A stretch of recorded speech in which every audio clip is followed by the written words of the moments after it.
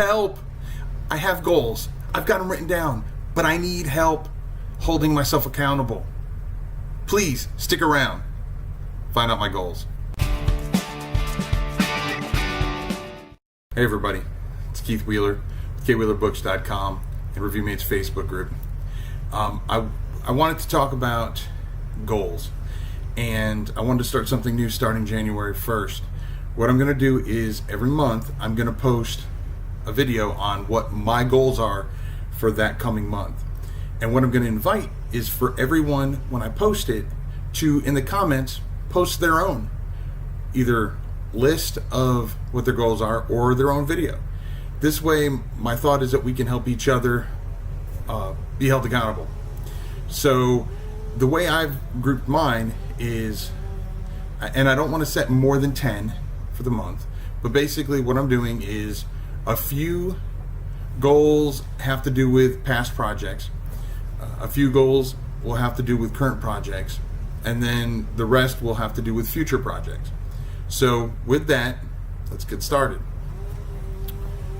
First goal for a past project is I want to continue to tweak my AMS ads for one of my journal books.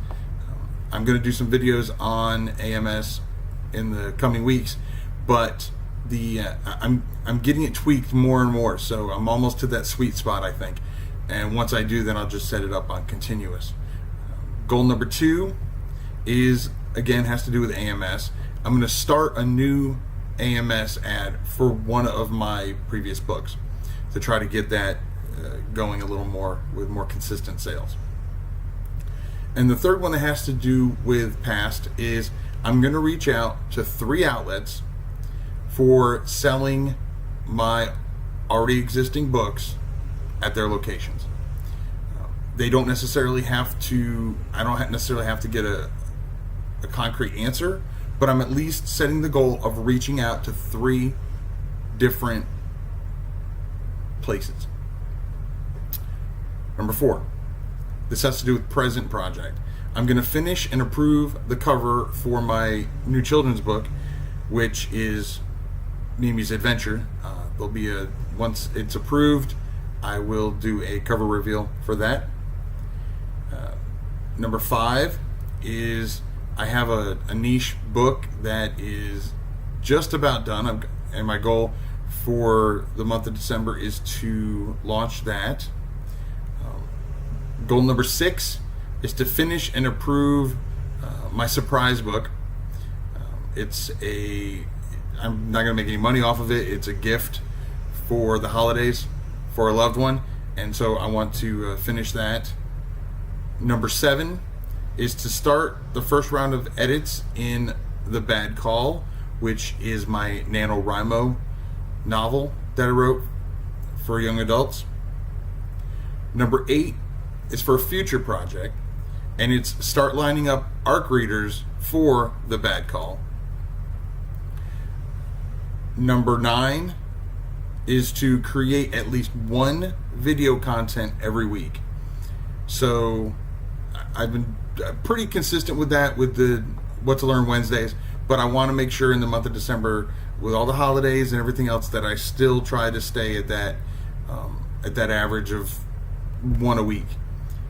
And goal number 10 is to strive for a healthy work-life balance, and that's super important to me. That's probably going to be consistent in all of my monthly goals, just to kind of keep myself in check so I don't try to go overboard, because that's kind of my personality, is to go too far one way or the other.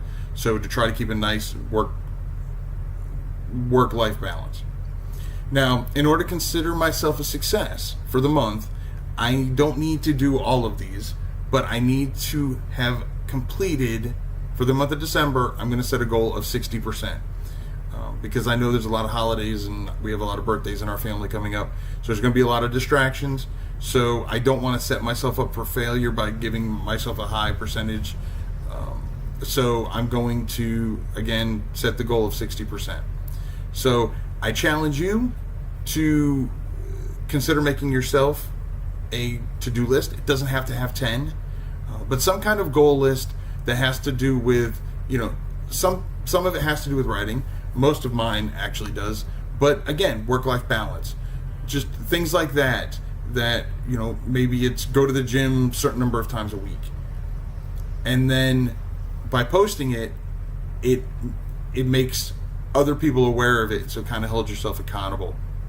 So again, this is my goal list for December 2017, and then starting in January, I will start posting them and doing them obviously every month. And I hope that other people join in and decide to comment and either, like I said, list theirs, or one better, and do a video of it. That'd be great. There's my dog Hank in the background. He's kind of a ham. So until next time, if you have any questions, comments below, thumb up, subscribe, hit the little bell icon so you get alerted every time I post something. Again, until next time, remember to write right.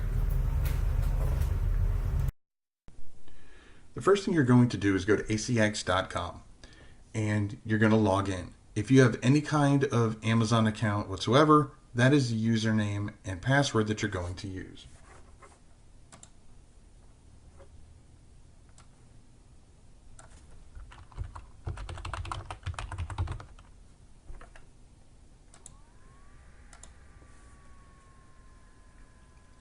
Now, if you haven't set up your ACX account quite yet, it's going to ask you some personal information, as far as it'll auto set up some of it, like your name. But then it's going to ask you, are you an author or a narrator? It's going to ask you your address and some other information. So just fill all that out. And then when you're all done, you'll get to this screen. And when you're at this screen, this is where you can create a new title. So if your book is already on Amazon, whether through Kindle format or paperback, then it's a lot easier because most of the information is already there. So I'm going to add a new title, and it's going to search for my name as an author through the Amazon database. So I'm going to pick, this is my book, so I'm going to click this one. And then it's going to ask, how can ACX help you? There's 3 different options. Either you can say you're looking for a narrator. You can say you already have the files, you just need to upload it and sell it, or you want to be your own narrator. Now, I personally don't like the sound of my voice, especially when it comes to my children's books. I don't really have a good childish voice. So I'm going to go with, I'm looking for someone to narrate and produce my audiobook. Besides, they have the expensive equipment. I don't want to go through all that. It's going to ask you to sign an agreement. Read through it thoroughly. It is a binding agreement. I've already read it numerous times, so I'm just going to click agree and complete. Now it pulls the information from Amazon that it already has, like your about my book section. Obviously you can change this, but this is what is already on Amazon, so I'm going to leave it. It wants the copyright owner, and that's me. The copyright years, 2017. The audiobook copyright owner, that's me again. Now it wants to know some information about your book. Is your book fiction or nonfiction? Well, this particular book is a nonfiction book. What's the best category for the book? And as you can see, there are plenty of different options. I'm going to click sports, since this is actually a sports journal. Now, it wants me to describe my ideal narrator. Male, female, or both. Do I not care?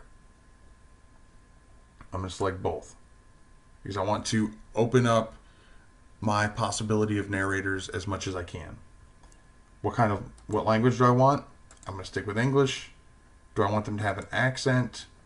As you can see, there are numerous accents to choose from. I'm going to keep it simple and just put an American general accent. The voice age, Even though obviously it's going to be an adult, do I want them to sound like a young child, a tween, a teenager, an elderly person? I'm going to just put an adult. And what kind of vocal style? Do you want them to sound like an announcer? Do you want it to be childlike, comedic? Again, so many different options. I want them to be enthusiastic and excited. In here, I put any additional comments I have. This is where this is kind of my sales pitch to narrators. I want them to audition. Obviously, I want to get as many narrators to audition as possible because that just betters my chances of getting the best quality product. So this is where I'm going to put my salesman hat on and tell them, why they should want to narrate my book. Not only, maybe tell them a little bit about the story, but about me as an author. What's my platform? How many followers do I have? How many, what different social media am I on? All of that I'm going to put into this additional comments. Then the most important part of the audition is, of course, the audition script. If you have a children's book, like my two that are currently on audio, they want it to be no more than 2 or 3 pages long. Obviously, you're not going to include pictures, so it's very possible that your entire book is going to be the audition script. Now, if you have a novel that you have, then you're going to have to be more detailed and think about what you want in your audition script. You do not want to just put your first chapter of your book. You want to make sure that everything that your book encompasses, whether it's action, whether it's romance, all the different scenes, all the different characters, you want to mix and match excerpts from your entire book and put them into this audition script. That way you can hear this narrator do several different voices. So you can hear them do an action scene, a scene that's more romantic. Maybe if there's a scene that is supposed to be somber, you want to make sure that you get in that narration script. When they do their tape, you want to get as much of that feel of your book in that audition script. So that way the audition tape gives you the well-rounded version of your book that this narrator can do. Because you put the first chapter in there and you like this person, and so you hire them, and then at the end of this, when they're done with the whole project, you realize they suck when it comes to doing fast-paced fighting sequences or something like that. That's something that you want to try to avoid at all costs, because one, it's wasting their time as a narrator, spending 40 hours to produce your 5 or 6 hour book, and then you find out, you need to do all that over again. So the audition script is extremely important.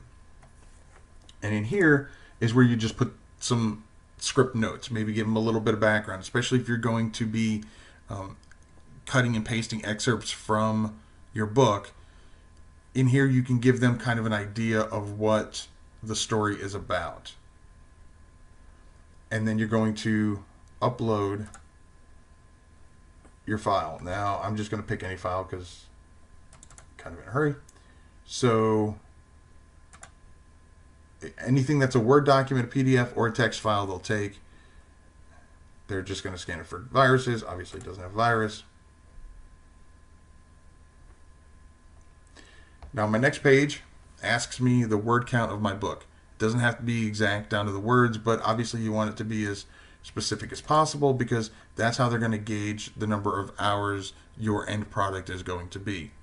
Narrators need to know that, so that way they know if they can fit it into their schedule or if it's something that they're not really interested in. So I'm going to put 1,500 words. So that's going to be, according to this, a 12-minute, 0.2 of an hour. So a 12-minute long final video. What rights do I have by territory? I have world rights, so I'm going to leave that. Now comes the next important part, which is how are you going to pay this narrator?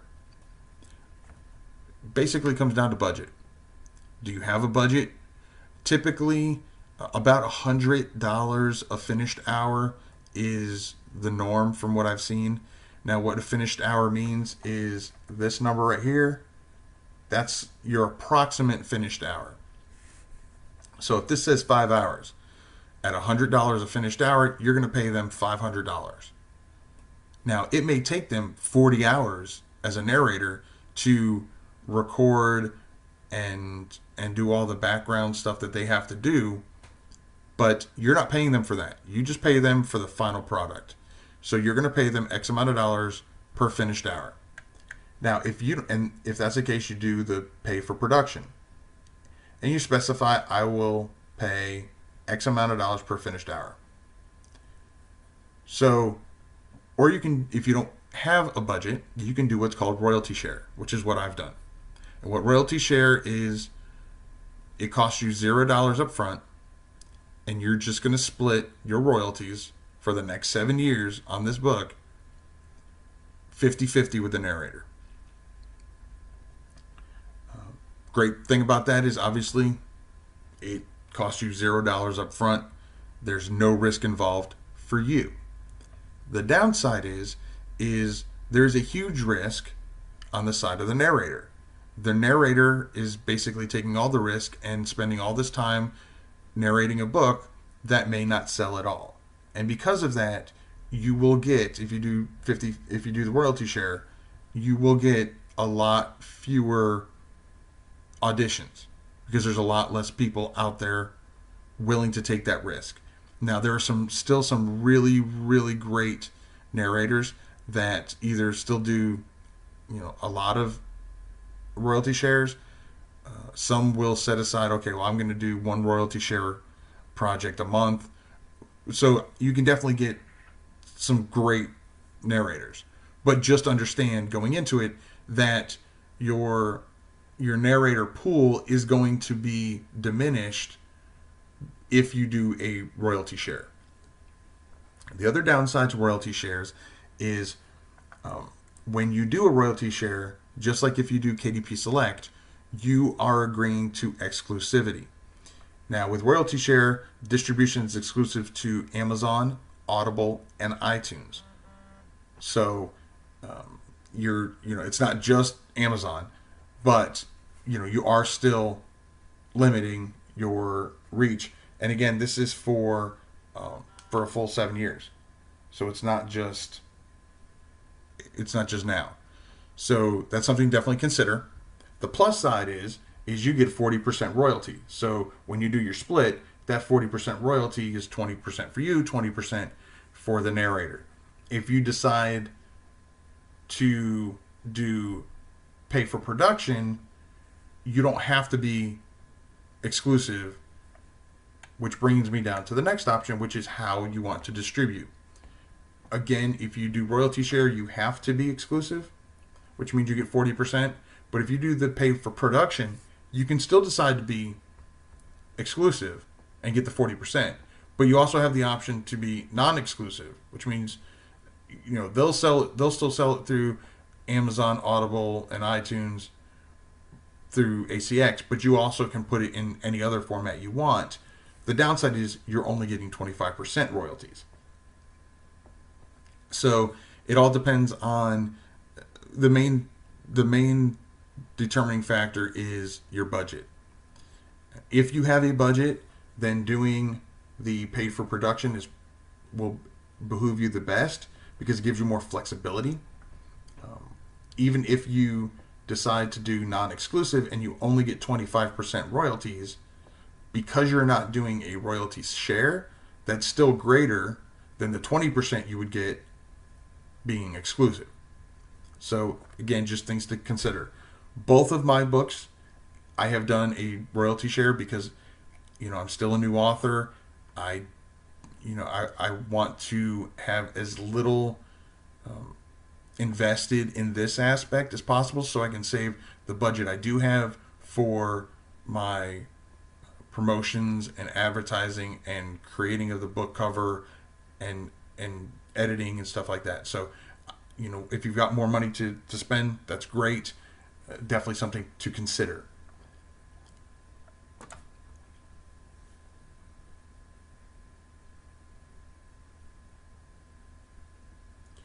So then the final thing is I just need to review what they have.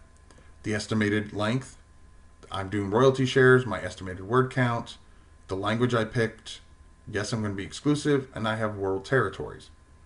And then down here is the title information, the genre, it's nonfiction, and then the information for the narrators. That I want it to be English. I don't care if it's male or female. I want it to sound like an adult with just a general American accent, but I want them to be enthusiastic and excited. And then this is just the information about my title that it pulled from Amazon. So then I'm going to post to ACX. Once you've posted it, then the narrators will get an email telling them that there's a new project to be bid on. And then they're going to go in, they're going to read your audition script. First, they're going to look and see if if it's royalty shares, is that something they're interested in?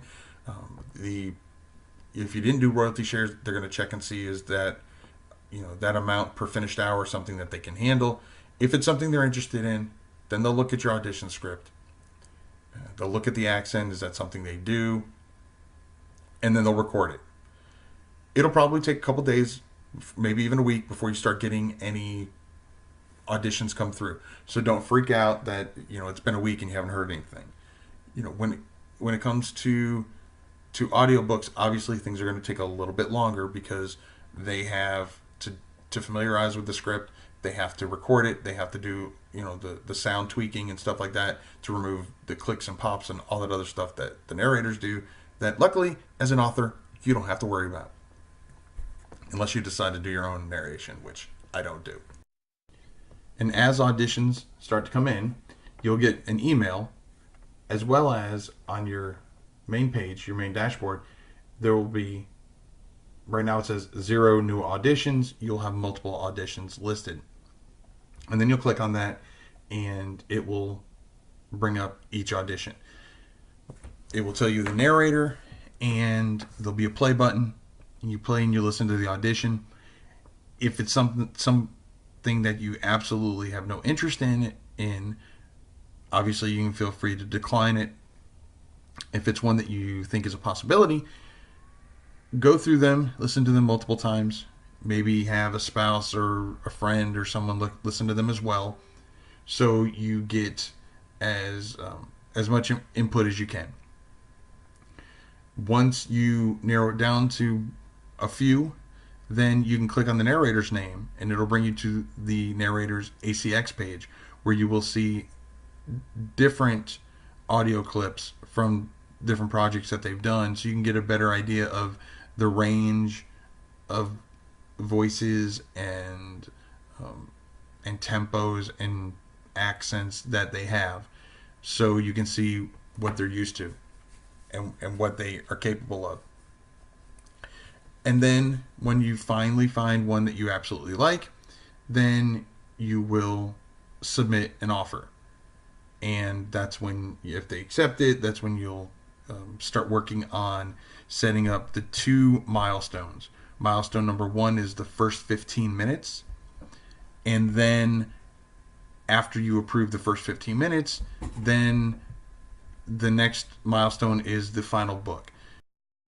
So I hope that helped you learn a little more about ACX and how to set up your first audiobook through ACX.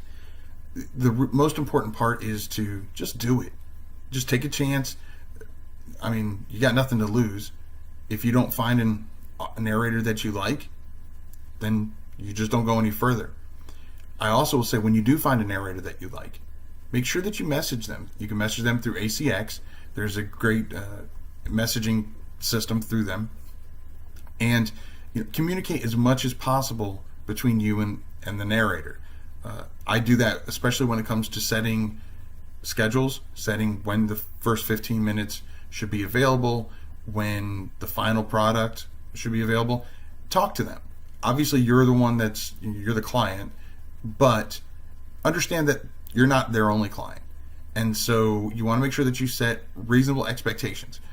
By talking to them, not only do you set up a really good camaraderie between the two of you, but also that by not setting unrealistic expectations, you get a much better quality product. You don't want them rushing through something that you're literally going to have to sit on for the next 7 years. So take the time out of KDP and CreateSpace and any other platform that you use. Audio books are going to be a much longer process, but they're worth it in the end. Like I said, even if you only sell one or two, that's one or two you would not have sold if you didn't do it. So again, take the chance. If you do the 50-50 royalty split, there's absolutely no cost whatsoever. It just costs you time. That's about it. So if you have any questions, feel free to leave the comments below. You can also visit me at kwheelerbooks.com and the Review Mates Facebook group. That group is growing exponentially, and it's a great group of people that speak openly and are very active in the group. So love to see you over there as well. Until next time, remember to write right. Bonus tip: after you've done loading up your audiobook and it's been approved by ACX and it's actually on Amazon, you can ask ACX for 25 promo codes, and they're free coupon codes that you can give to potential listeners, and they can download your book for free, which is a great way to get some additional reviews. Also, if as of today's recording, which is November 2017, if they don't already have an Audible account, you can give them basically an affiliate link to a 30-day trial. And there's they call it a bounty, where you'll actually get $50 for everybody that does that. So they're getting a free 30-day trial period, a free copy of your audiobook, and you're still getting $50. Now, if you're doing the royalty share, obviously you're only going to get 25 of that. The other 25 will go to your narrator. So again, another easy, free way to make more money. Until next time.